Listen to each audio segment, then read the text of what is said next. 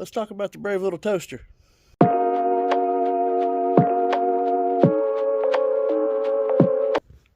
Alright guys, after 1,500 miles and 3 camping trips, I think it's a pretty good shakedown time frame for yeah, we're going to call it the brave little toaster. I don't care.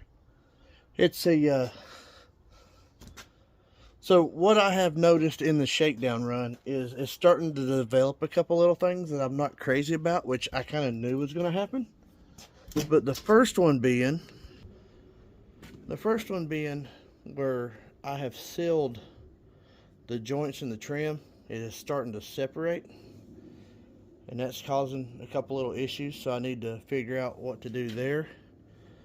And for some reason this membrane overlaps, so I'm not getting water here, but I am getting some water intrusion here, which is causing the coating that I put on to bubble a little bit. And that's not terrible, you know, I can fix that. I can take this off and reseal this whole corner. But I have that same issue. It's not as bad on this side, but I am getting the same separation issue where I did the 2-part epoxy on here, because this is aluminum. I didn't weld it, I just did an epoxy, and you can see how that's starting to separate a little bit. So that's one thing I have to work on. Another thing is, if you look down here, I need to go ahead and put that other piece of aluminum trim on, because I think I'm going to get, this is going to be a water issue in the future, and I don't want that to happen. So need to take care of that. I need to clean the top of it, that's for sure. The other issue that I have noticed is these tires have started to show a little dry rot cracking in them, and they're the original tires that's been on this trailer for a long time, but they're a 5.5 6-lug pattern, but they're kind of an odd size tire.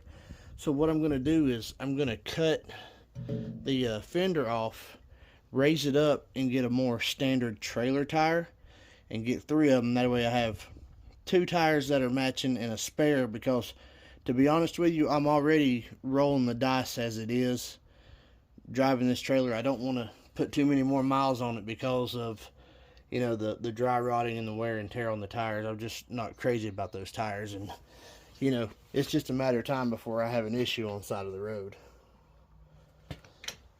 Moving inside, the little heater did great. I was really happy with how it performed, although when we went camping last, it wasn't the coldest I've ever been into, which is fine. But what I do need to do is, back there I have the mushroom vent, and here are the wires for it. I don't have the mushroom vent hooked up yet, and while we were camping I did have some condensation issues. I run the heater the first night and it worked great. It wasn't really cold enough with the blankets and what I had to run it the second night, but I still had some issues, like right here on the walls around the bottom. Not enough to be crazy, but enough to where I need to hook up some ventilation. And you know, I had the window cracked a little bit. I guess I should have had it cracked a little more, but the mushroom vent is definitely something I've got to address before the next camping trip. So with some little issues with the trim separating, the tires starting to show their age, and some ventilation problems, the little camper has done pretty doggone well, and I'm really happy with it. I love the thing. I'm so proud of it. I just got a couple little things I have to tweak on it. So in a future video, we're going to work on that stuff. We're going to address the tire and the fenders, the separation in the trim, and the ventilation issue, because no one wants to wake up with wet feet, not even in a tent or in that or anything. So stay tuned for the next one, and we're going to address all the issues we've got.